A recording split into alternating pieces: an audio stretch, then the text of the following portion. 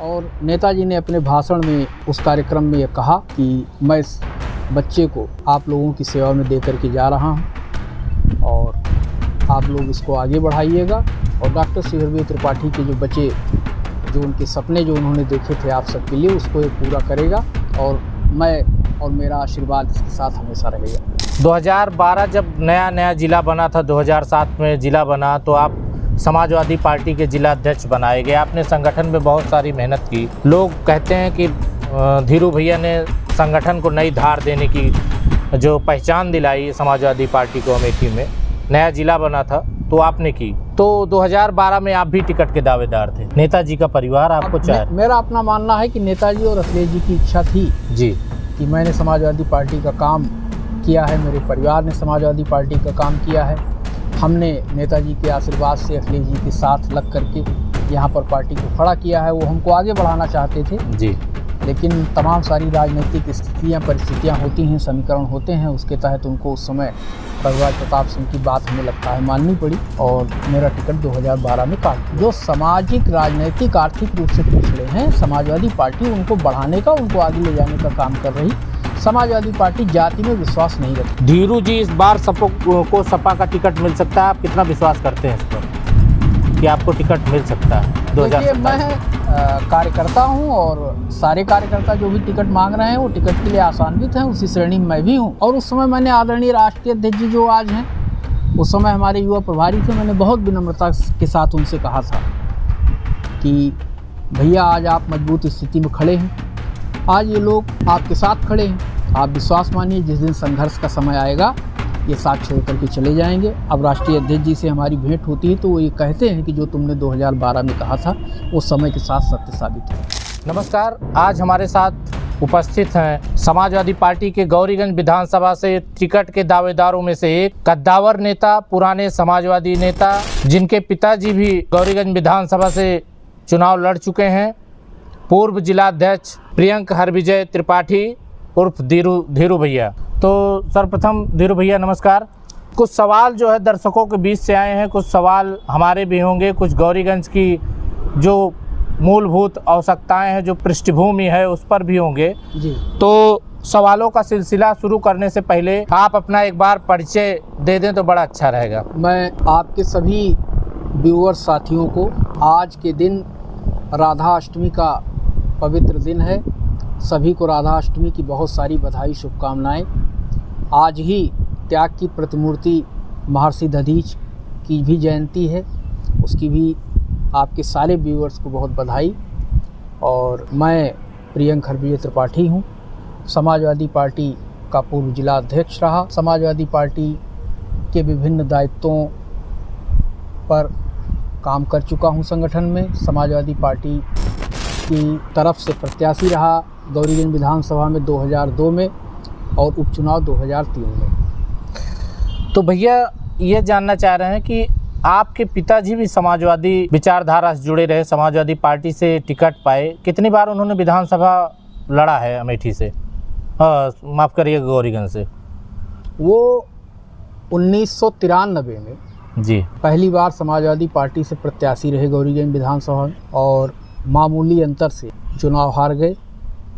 फिर उस समय कौन जीता था? उस समय भारतीय जनता पार्टी चुनाव जीती थी, तेजभान सिंह। तेजभान जी। और फिर दोबारा वो 1996 में पुनः प्रत्याशी नेताजी ने उनको बनाया पार्टी का और उस चुनाव में भी बहुत सामान्य अंतर से विजय नहीं प्राप्त हो सकी, क्योंकि उस समय की जो सामाजिक भौगोलिक संरचना थी इस विधानसभा की, वो समाजवादी पार्टी के लिए कोई बहुत अनुकूल नहीं थी। 1997 में एक दुखद मार्ग दुर्घटना में वो स्वर्गवासी हो गए और सन 1998 में उनकी पहली पुण्यतिथि के कार्यक्रम में जी पूज्य नेताजी उनकी मूर्ति का अनावरण करने आए थे पिताजी, और हमें तब पता भी नहीं था। उसके आयोजक आप ही थे? हम ही आयोजक थे। और नेताजी ने अपने भाषण में उस कार्यक्रम में ये कहा कि मैं इस बच्चे को आप लोगों की सेवा में दे करके जा रहा हूँ और आप लोग इसको आगे बढ़ाइएगा। और डॉक्टर सुहेलदेव त्रिपाठी के जो बच्चे जो उनके सपने जो उन्होंने देखे थे आप सबके लिए, उसको ये पूरा करेगा और मैं और मेरा आशीर्वाद इसके साथ हमेशा रहेगा।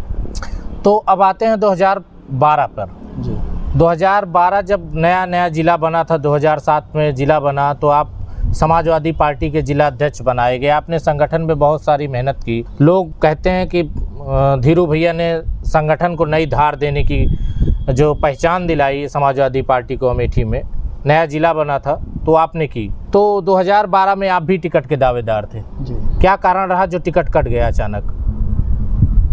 देखिए, वो एक अलग तरह का घटनाक्रम था और जाने क्यों प्रतापगढ़ के एक नेता जो आज जनसत्ता दल के राष्ट्रीय अध्यक्ष हैं जी, श्री रघुराज प्रताप सिंह उर्फ राजा भैया जी, उन्होंने जाने क्यों गौरीगंज के टिकट को अपनी प्रतिष्ठा से जोड़ लिया और वो इस बात के लिए अड़ गए नेताजी के सामने कि गौरीगंज में प्रियंक खरबीय त्रिपाठी के अलावा चाहे जिसको चुनाव लड़ाया जाए। और उस समय एकमात्र विकल्प राकेश प्रताप सिंह थे। जैसा राकेश प्रताप सिंह ने अपने तमाम सारे साक्षात्कारों में स्वीकार किया है कि समाजवादी पार्टी 2012 में उनको टिकट नहीं देने जा रही थी और रघुराज प्रताप सिंह जी की कृपा से उनको टिकट प्राप्त हुआ। तो पार्टी की भी उस समय रघुराज प्रताप सिंह जी को साथ। अच्छा, परिवार आपको चाह रहा था टिकट, नेताजी का परिवार आपको चाह रहा? मेरा अपना मानना है कि नेताजी और अखिलेश जी की इच्छा थी जी कि मैंने समाजवादी पार्टी का काम किया है, मेरे परिवार ने समाजवादी पार्टी का काम किया है, हमने नेताजी के आशीर्वाद से अखिलेश जी के साथ लग करके यहाँ पर पार्टी को खड़ा किया है। वो हमको आगे बढ़ाना चाहते थे जी, लेकिन तमाम सारी राजनीतिक स्थितियाँ परिस्थितियाँ होती हैं, समीकरण होते हैं, उसके तहत उनको उस समय रघुराज प्रताप सिंह की बात हमें लगता है माननी पड़ी और मेरा टिकट 2012 में काट। तो आने वाले 2027 में ये माना जाए कि 2012 की प्रतिपूर्ति होगी? अब देखिए, हम कार्यकर्ता हैं और लोकतंत्र में व्यवस्था है कि जो कार्यकर्ता जिस दल में होता है वहाँ से वो टिकट मांग सकता है और हर कार्यकर्ता का अधिकार है। उसी अधिकार के तहत मैं भी टिकट समाजवादी पार्टी से चाहता हूँ, इच्छा रखता हूँ और मुझे लगता है कि नेतृत्व हम पर जरूर विचार करेगा और यह भी नेतृत्व की और पार्टी की संसदीय बोर्ड का इसको फैसला करना है कि कौन चुनाव लड़ेगा। लेकिन मैं आपसे इतना ज़रूर कहूँगा कि कोई अच्छा कार्यकर्ता गौरीगंज विधानसभा से 2027 का चुनाव लड़ेगा और जैसा पिछली 3 बार रिकॉर्ड रहा कि समाजवादी पार्टी यहाँ 12, 17 और 22 का चुनाव जीती, मैं आपको और आपके व्यूअर्स को आश्वस्त करता हूं कि 27 का चुनाव भी समाजवादी पार्टी का प्रत्याशी गौरीगंज विधानसभा से जीत। लोग ये कहते हैं कि 2027 का चुनाव गौरीगंज विधानसभा का बदला बदला सा होगा। जो मौजूदा विधायक हैं वो किसी और दल, किसी और निशान के साथ खड़े होंगे और समाजवादी पार्टी पीडीए के एक नारे के साथ खड़ी होगी जिसमें कथित तौर पर यह कहा जाता है कि ब्राह्मण और ठाकुरों की जगह नहीं है। आप कितना मानते हैं इस बात को? अब मेरा अपना मानना है, आप लोकसभा में जो टिकट दिए गए उसमें आप देखिए पीडीए के किसी भी समाज से कम टिकट सवर्णों को नहीं दिया गया। 6 टिकट लोकसभा में जो सीटें हमको समझौते के बाद गठबंधन में मिली उसमें 6 सीटों पर ब्राह्मण चुनाव लड़े। तो पीडीए का अर्थ बहुत व्यापक, पीडीए का अर्थ सिर्फ यही इतना नहीं है कि पिछड़ा दलित अल्पसंख्यक। पीडीए का अर्थ वो सारे पीड़ित, वो सारे दुखी और वो अन्य सारे लोग जो सामाजिक, राजनीतिक, आर्थिक रूप से पिछड़े हैं। समाजवादी पार्टी उनको बढ़ाने का, उनको आगे ले जाने का काम कर रही। समाजवादी पार्टी जाति में विश्वास नहीं रखती। भारतीय जनता पार्टी जो डेफिनेशन देती है पीडीए की कि खाली एक जाति और एक वर्ग विशेष की पार्टी है समाजवादी पार्टी, तो आप ये बताना चाहते हैं कि पिछड़े, दलित, अल्पसंख्यक, अगड़े पिछड़े सबकी पार्टी है? हाँ, सबकी पार्टी। पीडीए का मतलब ये हुआ। यही। चलिए, कुछ सवाल सोशल मीडिया पे आए हैं, उनसे मैं क्या धीरू जी इस बार को सपा का टिकट मिल सकता है? आप कितना विश्वास करते हैं इस पर कि आपको टिकट मिल सकता है 2027 में? मैं कार्यकर्ता हूं और सारे कार्यकर्ता जो भी टिकट मांग रहे हैं वो टिकट के लिए आशान्वित हैं, उसी श्रेणी में मैं भी हूं और मुझे लगता है कि मुझ पर नेतृत्व विश्वास करेगा। मान लीजिए, एक व्यूअर है हमारे, उन्होंने सवाल पूछा है आपसे कि मान लीजिए खुदा न खास्ता आपको टिकट नहीं मिला, तब क्या करेंगे आप? पार्टी में बने रहेंगे, मेहनत करते रहेंगे या 2012 की तरह फिर निर्दलीय? नहीं, देखिए, टिकट देना न देना ये नेतृत्व का निर्णय है और हमें लगता है कि नेतृत्व जो है वो गौरीगंज में क्या अच्छा हो सकता है इसको देखकर, इसको विचार करके वो फैसला करेगा।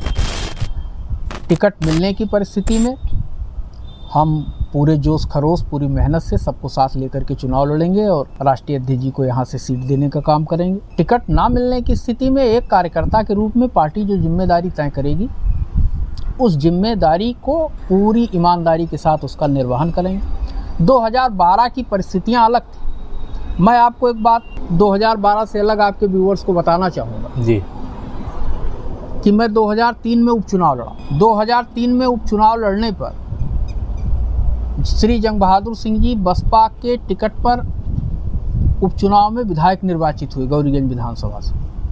और 2004 में जब सरकार समाजवादी पार्टी की बन रही थी उत्तर प्रदेश में नेताजी के नेतृत्व में, तो बसपा का एक बड़े हिस्से ने विधायकों के वो हमारी पार्टी को समर्थन दिया। उसमें श्री जंग बहादुर सिंह जी भी हमारे साथ आए और 2007 में समाजवादी पार्टी ने उनको टिकट देने का काम किया। उस चुनाव में तो मैंने पार्टी नहीं छोड़ी, वहाँ भी हमें टिकट नहीं मिला था। 2007 में भी हम पार्टी के साथ लगे थे, जो जिम्मेदारी हमको दी गई उसको हमने निभाया। तो 2012 की परिस्थितियाँ अलग थी। वहाँ एक बहुत बड़ी टीम अकारण मुझ जैसे सामान्य से आदमी के खिलाफ खड़ी हो गई।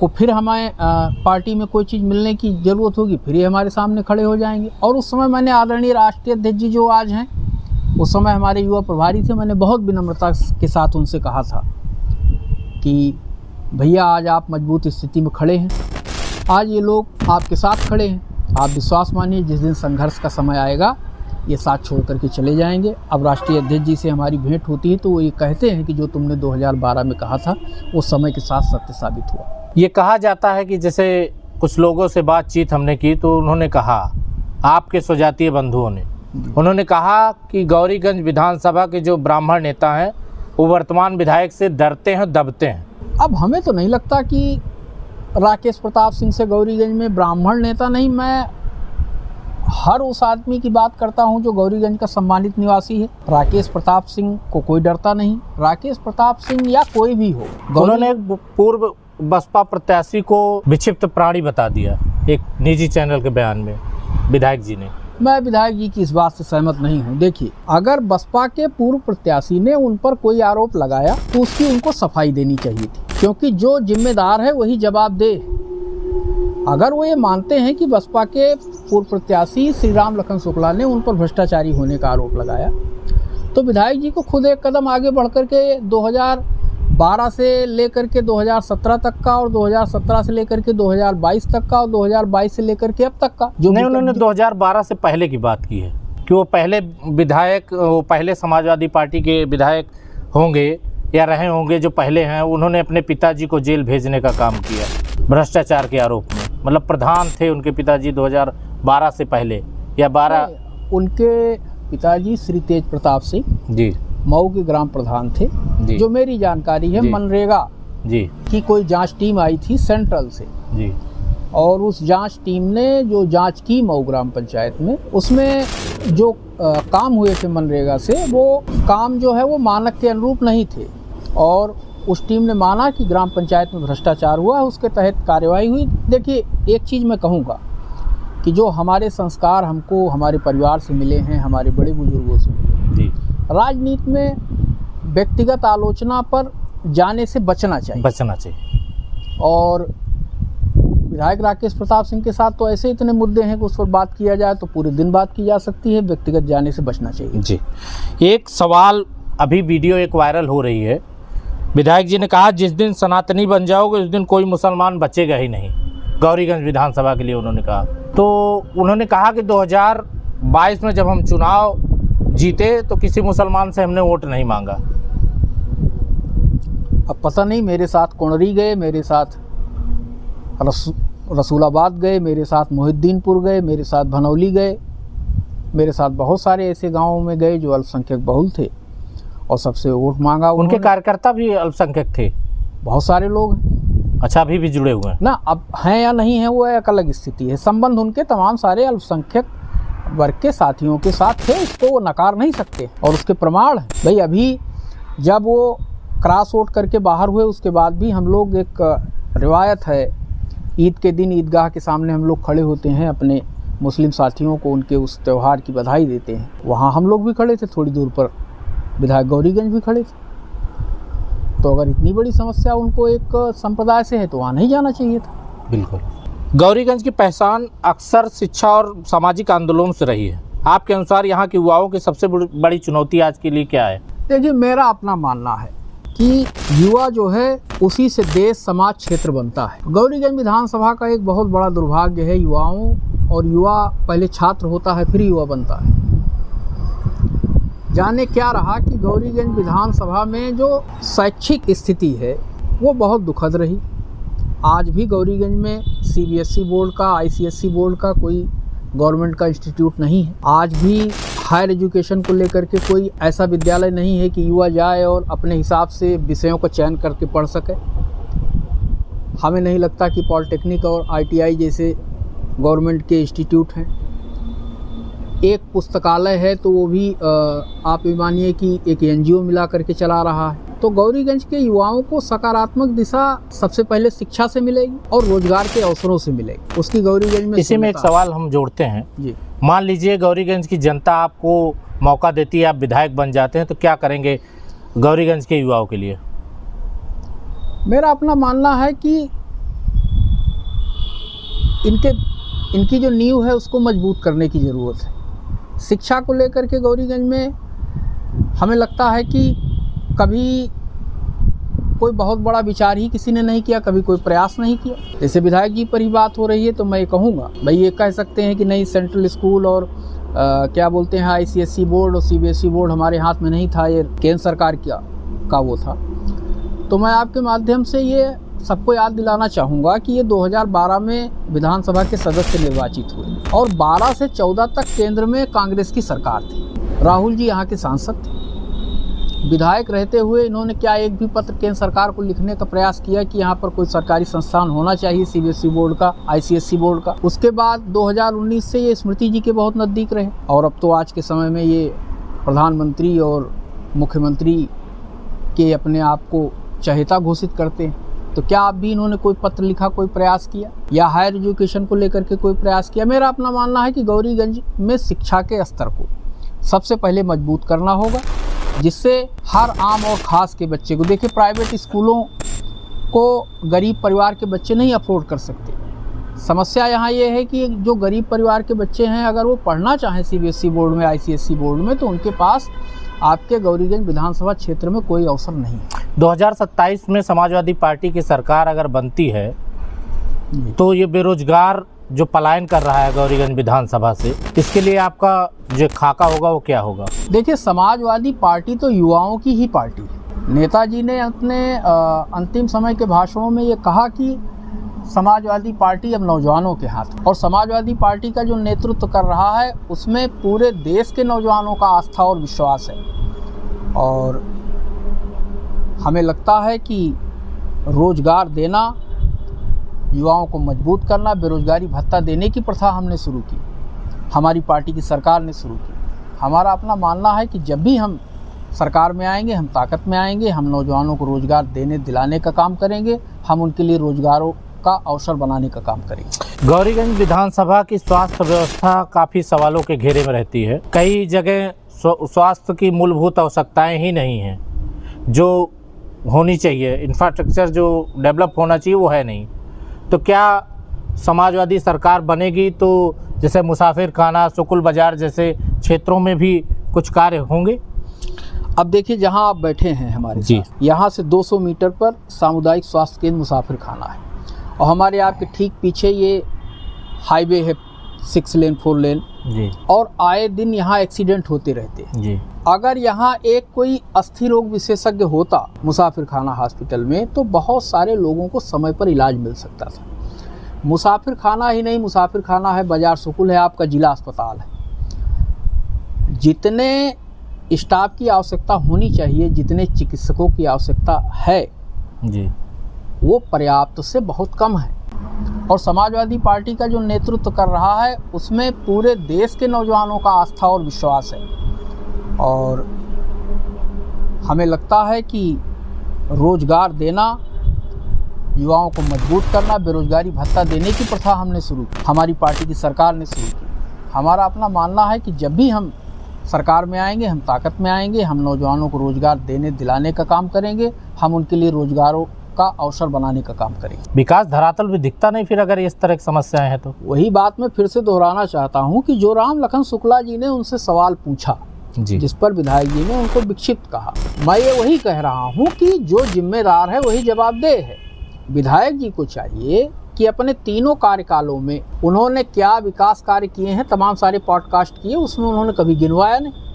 उनको चाहिए कि एक पत्र जारी करके वो ये बताएं कि अपने तीनों कार्यकालों की विधायक निधि से उन्होंने क्या क्या कराया है, किन किन कार्यदायी संस्थाओं को दिया है, और उन कार्यदायी संस्थाओं ने जो निविदा निकाली उसमें वो जो कौन ठेकेदार लोग हैं, अपने आप साफ हो जाएगा कि कौन कितना बड़ा विकास पुरुष है। मैं आपसे कहूँ कि विधायक जी के सारे साक्षात्कार हमने इस बीच जो उन्होंने दिए उसमें से कुछ मैंने सुने। गौरीगंज के विकास को लेकर के उसमें कहीं कोई चर्चा या कोई दावा विधायक जी द्वारा नहीं किया गया, और हमें लगता है कि विधायक जी को एक पॉडकास्ट करना चाहिए जिसमें अपने तीनों कार्यकालों के विकास कार्य को गिनाना चाहिए और अपनी विधायक निधि का उन्होंने कहाँ कहाँ उपयोग किया है, किन किन को वो विधायक निधि दी है जी, उसको स्पष्ट करें। तो हमें लगता है कि जो उन पर भ्रष्टाचारी होने का सवाल है उसका जिसको जवाब चाहिए उसे जवाब मिल जाएगा। खाद की बड़ी समस्या, आजकल बड़ी बड़ी लाइनें दिख रही हैं। क्या लगता है कि सरकार की उदासीनता या जनप्रतिनिधियों जो मौजूदा सांसद और विधायक हैं उनकी उदासीनता है, क्या मानते हैं आप? देखिए, सबसे ज़्यादा पीड़ित आज के समय में किसान वर्ग है, सबसे ज़्यादा परेशानियों का सामना कर रहा है जी। जब सूखे का समय होता है तो नहर नहीं चलता, जब बाढ़ आती है तो ड्रेन साफ नहीं रहता। किसान जो अपने पैसे से खाद खरीदने जा रहा है, जो अपने पैसे से डीएपी खरीदने जा रहा है, वो उन केंद्रों पर लाठी से मारा जा रहा है। रही बात जनप्रतिनिधियों की उसमें हस्तक्षेप की, तो मेरी अपनी जो जानकारी है यहाँ पर इंडिया गठबंधन के जो निर्वाचित सांसद हैं उन्होंने जब किसानों को बिजली की समस्या थी उस पर भी उन्होंने सरकार को पत्र लिखा, AK शर्मा जी को खाद की समस्या आई उस पर भी पत्र लिखा, विधायक जी का पत्र। लेकिन गौरीगंज के विधायक का कभी कोई पत्र ना खाद की समस्या को लेकर के, ना सिंचाई की समस्या को लेकर के, ना बिजली की समस्या को लेकर के। अभी आप देखिए जो गांव में अमीन लोग हैं उनके सबके पास ढेर सारी आरसी है किसानों की जी। AK शर्मा ने अपनी प्रेस में इस बात को खुद स्वीकार किया है कि गलत तरीके से बिजली के बिल लोगों के और गलत तरीके से उनके घर छापा डाल करके उनको उत्पीड़ित किया गया, उनके खिलाफ आरसियाँ काटी गई।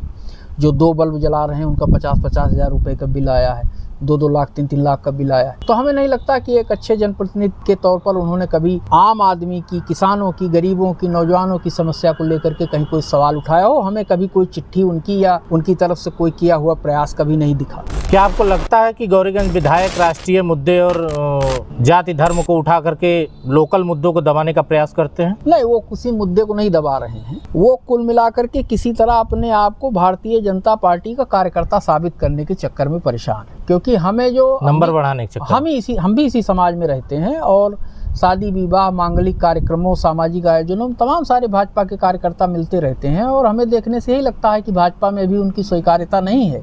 उसी स्वीकार्यता को बढ़ाने के चक्कर में वो प्रयास कर रहे हैं। मुझे सुनने में आया है कि विधायक जी नई पार्टी बना रहे हैं। क्या भारतीय जनता पार्टी ने निकाल दिया या कह दिया कि नहीं, अब दरवाजे आपके लिए बंद हैं?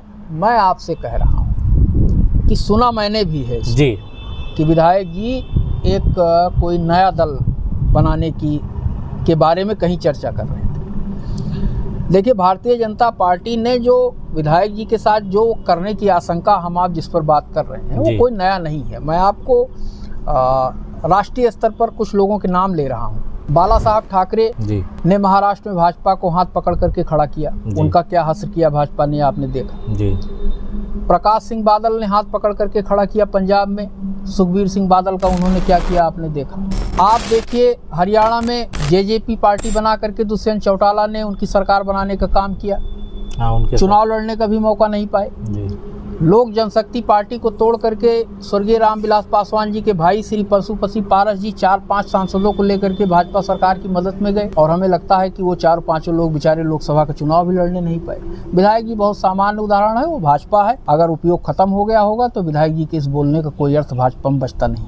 आपके पिताजी सदैव समाजवादी पार्टी को विचारधारा को जिंदा रखे, क्या लगता है कि पिताजी के विचारधारा में और आपकी विचारधारा में मेल खाता है? देखिए, वो बहुत बड़े नेता थे, उन जैसा पता नहीं इस जीवन में मैं बन पाऊँ या ना बन पाऊँ, लेकिन मैं प्रयास करूँगा कि उनके पद चिन्हों पर चलूँ और मेरी कोशिश ये है कि उन्होंने जो समाज के लिए सपने देखे थे, अगर मुझे मौका मिले तो मैं उन्हें पूरा करूँ। अगर एक लाइन में गौरीगंज का सपना आपको बताना हो कि गौरीगंज आप कैसा चाहते हैं तो क्या बताना चाहेंगे? मैं एक लाइन में ही इतना कहना चाहता हूं कि गौरीगंज विधानसभा का जो आखिरी चेहरा हो उसके चेहरे पर मुस्कान हो, संतुष्टि हो, यही मेरा सपना है। मौजूदा राजनीति में जो ये चल रहा है जी। बयानों का दौर, जी। इसको आप कैसा देखते हैं? मौजूदा का मतलब ये है कि भारतीय जनता पार्टी और जो विधायक जो पूर्व में समाजवादी पार्टी के सदस्य भी रहे, उनके बारे में जो बयान दे रहे हैं, उस बयानों को आप कैसा देखते हैं? मुझे लगता है कि ये अपनी स्थिति को बहुत मजबूत हमें लगता है नहीं समझ पा रहे हैं भाजपा में। और वही एक बात जो आपने कही नंबर बढ़ाने की, तो नंबर बढ़ाने के प्रयास में वो दिन रात बोलते चले जा रहे हैं। और बोलते बोलते कई बार मैंने सुना कि उनकी जो बात करने की शैली थी वो असंसदीय थी। जैसे उन्होंने हमारे पार्टी के एक जिम्मेदार नेता और श्री उदयवीर सिंह जी के बारे में एक टिप्पणी की कि अभी हमें यहाँ मिल जाए तो मैं आँख से आँख मिला दूंगा, मैं ये कर दूंगा, मैं वो कर दूंगा। इस तरह की भाषा का उपयोग करना हताशा का प्रतीक है। और फिर उन्होंने अपने उसी बयान में ये कहा कि आज मिल जाए तो मैं उनके साथ मैं कुछ भी कर सकता हूँ, मैं इस तरह सवाल पूछ लूंगा, मैं ऐसा व्यवहार कर दूंगा। और उसी से पहले वो ये कह रहे हैं कि मैं भी उनके यहाँ दरबार करता था, उनका पैर पकड़ता था। तो क्या विधायक जी को अगर पता था कि श्री उदयवीर सिंह किसी लायक नहीं है, या कि उनका जो आज चरित्र विधायक जी कर रहे हैं, उस समय अगर इस बात को जानते थे, तो क्या विधायक जी का इतना मॉरल गिरा हुआ था, इतनी सोच गिरी हुई थी कि वो इतने कमजोर आदमी के पैर पकड़ रहे थे, उनका दरबार कर रहे थे? उन्होंने एक निजी चैनल में एक बयान दिया इंटरव्यू में कि नेताजी से हमें दिक्कत नहीं थी, दिक्कत अखिलेश जी से। और उनकी पार्टी का जो नया नाम मुझे सुनने में आया वो नेताजी से मेल जोल खाता है, नेताजी के नाम से। देखिए, मेरा अपना मानना है कि वैसी कोई पार्टी कभी बनेगी नहीं। प्रेशर पॉलिटिक्स ना विधायक जी ऐसी कोई पार्टी बना पाऊँ। वहाँ समस्या ये है कि विधायक जी, जो मैंने सुना है जी, कि उन्होंने अपने सहयोगियों से बात की जी, लेकिन उनका कोई सहयोगी विधायक जो उनके साथ क्रॉसवोट में शामिल था, कोई भी उनके उस नए दल में जाने को तैयार नहीं है। और वो कुल मिलाकर के भाजपा पर दबाव बनाने का हो सकता है प्रयास कर रहे हैं। जी जी। तो अंतिम सवाल आपसे जी कि गौरीगंज की जनता को से आपको अपील करनी हो तो क्या अपील करना चाहेंगे? मैं गौरीगंज की जनता से कहूँगा कि हमारा आपका क्षेत्र एक बहुत ही शानदार संस्कृति का क्षेत्र है। एक किनारे पर मलिक मोहम्मद जायसी हैं, एक किनारे पर बाबा दंडेश्वर हैं कोचित में, बीच में भाले सुल्तानियों का गौरवशाली इतिहास है। कि सम्मानित जनता जनमानस से कहना चाहूँगा कि हम आप लोग एक बहुत शानदार सांस्कृतिक क्षेत्र के रहने वाले हैं। हमारी आपकी एक बहुत बड़ी विरासत है और वो विरासत तमाम सारे तीर्थ स्थलों, सूफी संतों, 1857 की क्रांति तक से जुड़ी हुई है। और हम आप सब एक साथ रह करके, एक साथ मिल करके एक शानदार, सुंदर, शिक्षित और एक ऐसा गौरीगंज बनाने का काम करेंगे जिसको आने वाले समय में अगल बगल के लोग हमारा आपका उदाहरण दे सकें। हम सब एक साथ मिल करके बिना